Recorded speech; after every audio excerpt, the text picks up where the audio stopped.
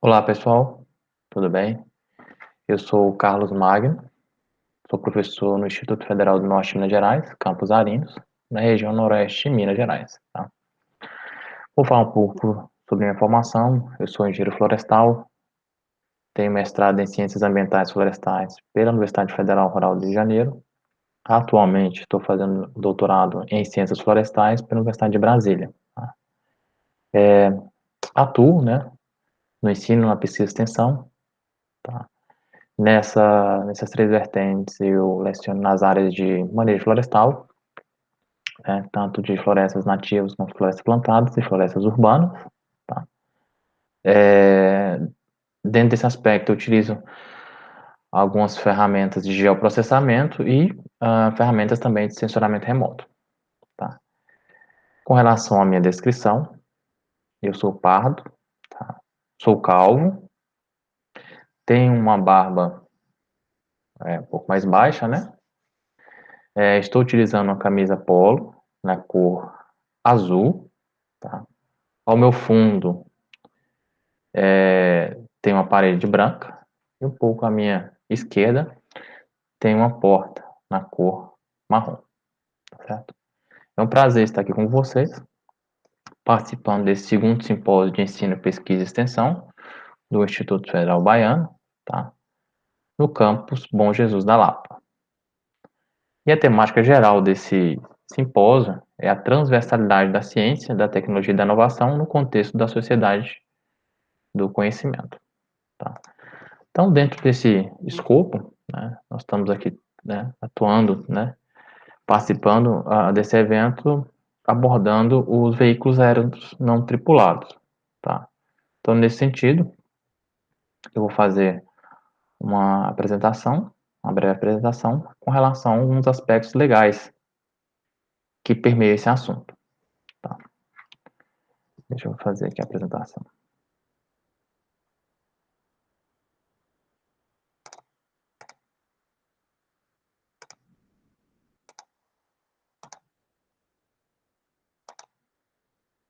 Bem, então, nesse assunto, né,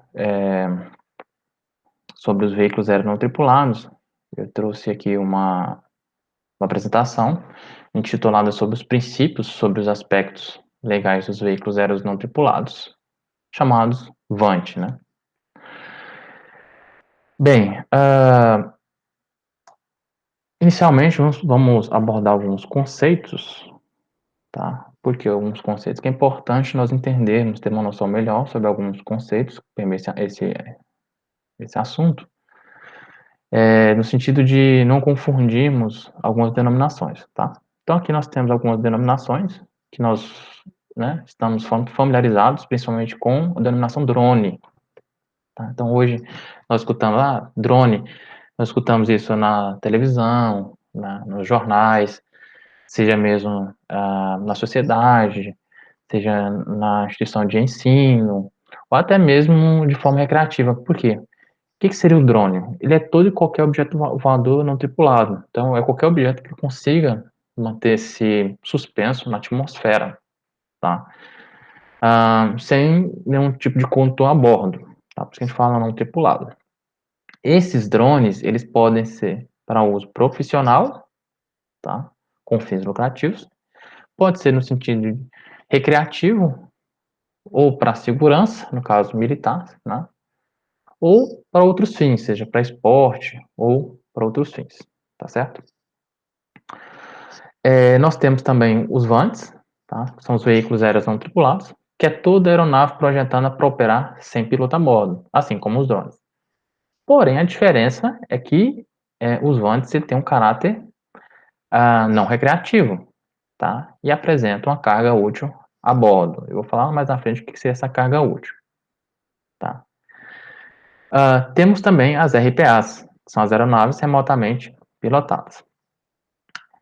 Nesse caso aqui também, você também não tem um piloto a bordo e a aeronave ela é controlada remotamente por uma interface. Ou seja, ela pode ser um rádio, né, uma determinada frequência, pode ser um celular, um smartphone, por meio de um tablet ou um computador, desde que você tenha uma conexão com o seu veículo, o seu objeto, que vai alçar voo, né?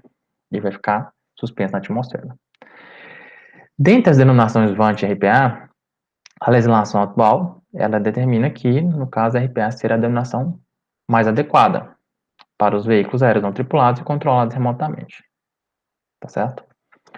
Bem, além dessas denominações, nós temos as aeronaves autônomas. Tá? O que é uma aeronave autônoma? Após a decolagem, não é permitido que o operador, né, faça qualquer tipo de intervenção nos parâmetros de voo do objeto. Tá? Por exemplo, você cria uma rota, uma área de abrangência, né, de voo da sua aeronave, só que após o momento que ele decola, você não pode interferir mais no trajeto do veículo. Essa é uma aeronave autônoma. Esse tipo de veículo não é autorizado no Brasil. Tá? Então, você não pode fazer o uso do espaço aéreo brasileiro com esse tipo de veículo, devido aos perigos que esse tipo de veículo oferece tanto ao operador quanto ao cidadão. Tá? Então, as aeronaves autônomas não são permitidas. Então, basicamente, nós temos os drones, os VANTs e a RPA. Então, todo VANT, ele é um drone. A diferença é porque ele não é para uso recreativo. E as RPAs, assim como o VANT, é um veículo não tripulado, ele tem um caráter não recreativo e, além disso, ele tem uma carga útil a bordo. O que seria essa carga útil, né? Como nós estamos falando aqui de veículos aéreos tripulados que eles vão fazer o levantamento de alguma informação da superfície, então essa carga útil é um tipo de sensor, seja ele uma câmera RGB, seja uma câmera com RGB e uma faixa na faixa do infravermelho próximo, ou infratermal, ou seja até mesmo um sensor remoto hiperespectral. Ele tem várias bandas espectrais nesse sensor. Ou mesmo ele pode também carregar um, um sensor, uh, um sensor LiDAR, por exemplo, né? Que nesse caso aí, ele envia o pulso, né, do sensor até a superfície para adquirir alguma informação. Tá? Então, as câmeras RGB, por exemplo, são sensores passivos e essas sensores LiDAR são sensores ativos porque ele tem uma fonte de energia própria. Né? Então, você pode carregar tanto um quanto os dois. Tá? Você tem alguns veículos aéreos não tripulados, ou RPA, né, os quadricópteros, por exemplo, que eles conseguem, depende do tamanho do veículo, eles conseguem carregar até 2 sensores a bordo.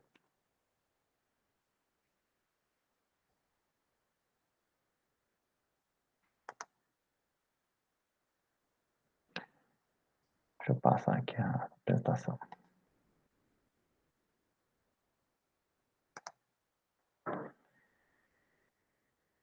Bem, após essa breve caracterização desses veículos, nós temos alguns instrumentos legais, tá? Que permeiam esse assunto. É importante nós abordarmos instrumentos legais para saber o que nós podemos, o que devemos e o que não podemos fazer com relação às RPAs, tá?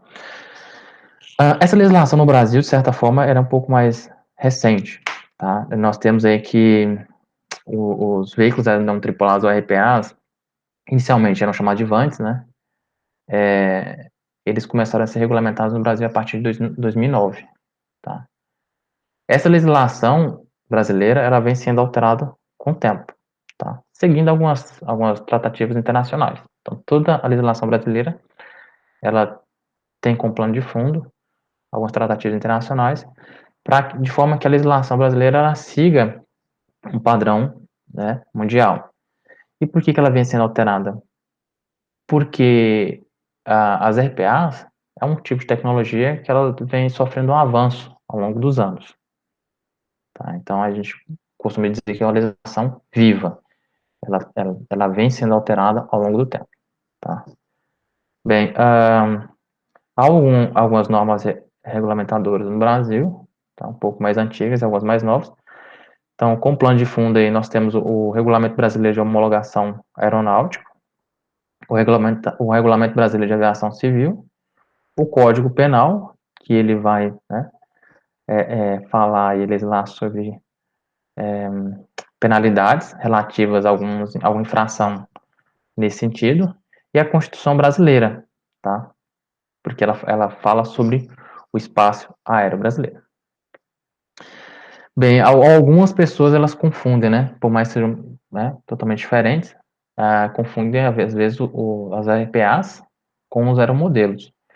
Só que a legislação com relação aos aeromodelos é totalmente diferente da legislação voltada para as RPAs, tá? Então, com relação aos aeromodelos, nós temos a portaria DAC, né, número 207, de setembro de 1999. É uma legislação bem mais antiga que é a legislação inicialmente voltada para os voantes, tá? Então, depois de 2009, seguindo essas tratativas internacionais e também os regulamentos brasileiros com relação à aviação civil, foi publicada a Circular de Formações Aeronáuticas, número 21 de 2010, essa AIC ou ICA, tá certo? Essa circular, ela foi substituída pela instrução do Comando Aeronáutico número 140 de 2015. Então, com relação às RPAs, a instrução mais recente é essa 140, que é a que nós iremos estar abordando ela aqui nessa apresentação. Então, para você fazer o uso, né, de algum equipamento, de um VANT ou RPA, né, melhor dizendo, você precisa de uma autorização dos órgãos competentes, tá certo? E quais são esses órgãos competentes? A Constituição Federal, no artigo 2º, inciso 12, né, ele fala o seguinte: compete à União explorar diretamente ou mediante autorização, permissão, concessão à navegação aérea. Então, todo o espaço aéreo ele é de competência da União, tá? Então, previsto na Constituição, foi regulamentado pela Lei Complementar 97 de 99, determinando que o Departamento de Controle do Espaço Aéreo é o responsável pela segurança do espaço aéreo. Então, o DECEA, ele que é o responsável por gerenciar todo o espaço aéreo brasileiro.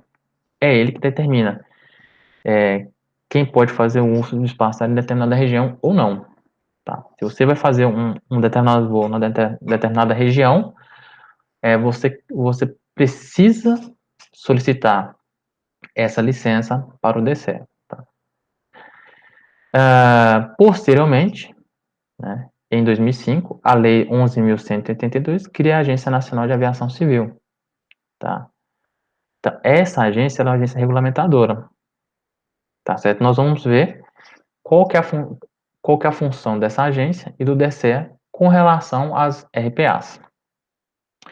Então, com relação à ANAC, né, o que a ANAC trata? Ela trata dos aspectos técnicos operacionais. Né? O que seria isso? Seria o aspecto de certificação, tanto do operador quanto certificação da sua RPA. Você adquirir uma RPA nova, você tem que solicitar essa certificação para a ANAC. Se você vai operar uma RPA, é necessário que você solicite uma certificação para o operador. Fazer o registro e o cadastro tanto do operador quanto da aeronave, tá certo? Que nesse sentido vem as licenças, os requisitos, cadastros e outros. Para eu fazer um sobrevoo, né, fazer aquisição de imagens aéreas de uma determinada região, é necessário que eu faça o voo. Então, para fazer o voo, eu vou fazer o uso do espaço aéreo. Então, é preciso que eu faça a solicitação junto ao DECEA, tá? Então, dessa forma, cabe à ANAC determinar quem e como pode voar, já ao DECEA cabe autorizar quem pode decolar e também cabe a ele legislar sobre o espaço aéreo. Então, qualquer equipamento que decole de forma controlada e permaneça no ar, seja utilizadas para outros fins que não seja para esporte, lazer, hobby ou diversão, é caracterizado como uma aeronave remotamente pilotada. Então, a RPA, ela não pode colocar em risco, durante a sua atividade, pessoas e ou propriedades, mesmo de forma não intencional. Caso contrário, serão aplicadas, né, as penalidades legais. Bem, a RPA ela é tratada como qualquer aeronave, por parte dos órgãos de controle do espaço aéreo. Tá? Então, você tem todo um escopo de legislação que trata ele como uma aeronave, tá certo? A definição de RPA independe do seu peso. Depende se é 1 kg, 2 kg, 3 kg, 4 kg. Ela é uma RPA. Tem uma carga útil a bordo? Tem. É uma RPA. E não tem nenhuma relação com o seu propósito, tá? Seja para uso agrícola, ou uso florestal, ou para voltado para aquisição de informações topográficas, seja áreas urbanas ou de áreas rurais, tá certo? Então, se é uma aeronave, ela fica suspensa no ar, não tem piloto a bordo, é controlada remotamente, tem uma carga útil a bordo, é um RPA.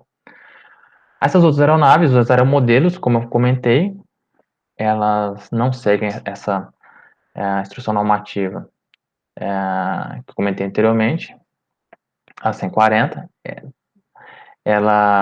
Os aeromodelos, eles seguem uma instrução normativa, né, à parte, que é essa 207 de 99. Tá? Bem, a RPA, ela pode ser utilizada para uso experimental, caso ainda não tenha um registro no Brasil, tá? Por exemplo, seja para fim de teste ou algum fim técnico-científico. Ele tem uma certificação à parte, né, que é denominado de Certificado de Utilização de Voo Experimental. Ele é emitido pela ANAC. Qual que é o propósito desse CAV? Ele tem propósito de pesquisa, desenvolvimento, treinamento de tripulações e de pesquisa de mercado, tá? O CAV, nesse caso aqui, ele é vinculado ao número de série da RPA e emitido com propósitos específicos, propósito mais técnico-científico, tá? Se for para fim comercial, você tem um outro tipo de certificação, também emitido pela ANAC. Então, tanto um quanto o outro, quem vai publicar essa certificação é a ANAC. Se eu for fazer o uso do espaço aéreo em determinada região, eu solicito a licença ao DSEA, tá? Então, para facilitar o processo de certificação das aeronaves, então toda a RPA ela tem que ter um certificado, tem que ter um registro junto à ANAC. Essas RPAs elas são vinculadas a 3 categorias, tá? De acordo com o seu peso máximo de decolagem. O que seria esse PMD? É o peso máximo, né, a bordo, né, total de uma RPA, de forma que ele consiga ficar suspensa no ar, tá, de forma segura. Então, a categoria 1, ele determina que o peso máximo de decolagem é de até 2 kg. A categoria 2 fala que o PMD é entre 2 kg e 25 kg. E o peso máximo de decolagem da categoria 3 é acima de 25 kg, tá? Com relação às unidades de medida adotadas nesse sistema, né, com relação às RPAs, nós temos que o sistema, né, o dato adotado, né, é o WGS-84, ele é um dato mundial, tá? A velocidade desses veículos para fim de registro, ou de licença, ou até mesmo para fim de produção de algum relatório, é dado em nós, a altura é dada em pés e a distância horizontal em metros, tá? E o peso é determinado em quilogramas. Então, se eu vou fazer um determinado voo, eu preciso de uma documentação emitida pela ANAC, relativa ao objeto de voo e relativa ao piloto. Para fazer o uso do espaço aéreo, preciso de uma licença fornecida, né, pela regional responsável, né? No caso, essa regional responsável, ela pode ser o SINDACTA, o FIR, né, que são regiões de informação de voo. E no caso ali da região entre São Paulo e Rio de Janeiro, tem uma determinada região, não é classificada dentro do SINDACTA, e sim como o Serviço Regional de Proteção ao Voo de São Paulo. Tá? Então aqui nós temos essa figura 1, que mostra algumas regiões do SINDACTA, né, que são órgãos regionais do DSEA. Você tem ali na região amazônica, ali a região da Amazônia Legal, o SINDACTA 4, mais a região nordeste do Brasil, o Sindacta 3, tá? E na região centro e sudeste, centro-oeste e sudeste, nós temos Sindacta 1. Na região sul do Brasil, Sindacta 2. E aqui, né, próxima ao Sindacta 2, nós temos essa regional de São Paulo e Rio. E na região oceânica, nós temos o Sindacta 3. Tá? Bem, com relação ao tipo de conexão entre o operador e a aeronave, né, nós temos dois tipos, né? Que é a operação em linha divisada, né, de rádio, que é aquela onde o operador ele mantém uma linha divisada com o objeto, ele não perde ele de alcance. Então, nós temos um tipo de link C2, tá? Onde você tem a relação operador, rádio e aeronave. Esse link C2 é o link de enlace, né? Que é o link de operação e controle entre o operador e a aeronave. Caso a linha de divisado do objeto esteja além do alcance do visual do operador, nós temos um outro tipo de enlace, que é um enlace operador, antena, satélite, aeronave.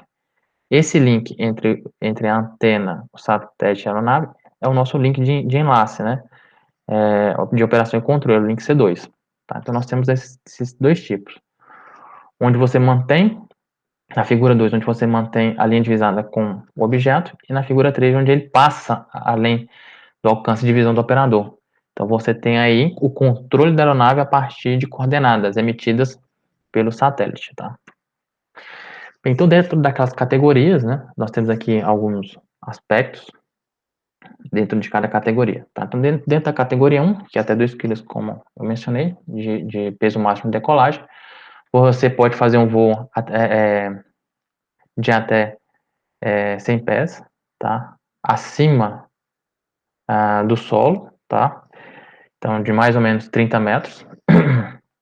A linha divisada entre o operador e o objeto é de 300 metros, horizontal. A velocidade máxima é de até 60 nós, tá? E o afastamento de aeródromos, seja de aeroportos, né, de grande porte ou aeroportos pequenos, você tem que ter aí, nesse caso, da categoria 1, um afastamento de 3 milhas náuticas, né, que é mais ou menos aí 5.500 metros. Afastamento de 3 milhas náuticas de rotas conhecidas de aeronaves tripuladas, tá? O afastamento horizontal mínimo de 30 metros de construções e um afastamento vertical de 30 metros de pessoas não envolvidas na operação. Na categoria 2, que essas RPAs entre 2 e 25 quilos, nós temos a categoria onde nós podemos fazer um voo um pouco acima da categoria 1, né? Então aqui nós podemos chegar até 120 metros acima do solo. A linha divisada entre o operador e a aeronave é de até 500 metros horizontal, tá? A velocidade máxima é de até 30 nós. Tá? Nessa categoria, o afastamento de aeródromos é de quase 10 mil metros, é de 9.260 metros. O afastamento vertical de rotas conhecidas de aeronaves tripuladas também é de 9.260 metros. Tá? O afastamento horizontal de construções também é de necessário afastamento de 30 metros, e o afastamento também de pessoas não envolvidas na operação também deve ser de 30 metros. Tá? Com relação à categoria 3, são as RPAs com peso acima de 25 quilos, né, o peso máximo de decolagem, que é aquele peso que a aeronave ela pode ficar suspensa na atmosfera de forma segura, né, acima de 25 quilos. Nesse caso, você deverá fazer uma solicitação, né, junto ao DCEA, junto ao ANAC, né, para esse tipo de categoria. Deverá voar em espaço aéreo segregado, independente da altura de voo, né, então aqui ele não se enquadra, então você vai ter fazer a solicitação, ele vai ter vai ser emitida a notificação com as especificações dessa categoria, né, de acordo com o 10.2 daquela instrução normativa 140, tá? Então é emitido uma NOTAM, tá certo? Essa solicitação, ela é feita formalmente ao órgão responsável, né, seja alguma alguma das regionais do SINDACTA, ou seja, aquela regional responsável pela região entre São Paulo e Rio, com antecedência mínima de 30 dias, tá? Bem, com relação a esses aspectos legais que permeiam as aeronaves remotamente tripuladas, deixei aqui alguns sites para consulta da Força Aérea Brasileira, né, da Agência Nacional de Aviação Civil e também do DECE, Departamento de Controle do Espaço Aéreo. Aqui estão alguns dos meus contatos, tá? Agradeço a atenção de todos e me coloco à disposição. Obrigado.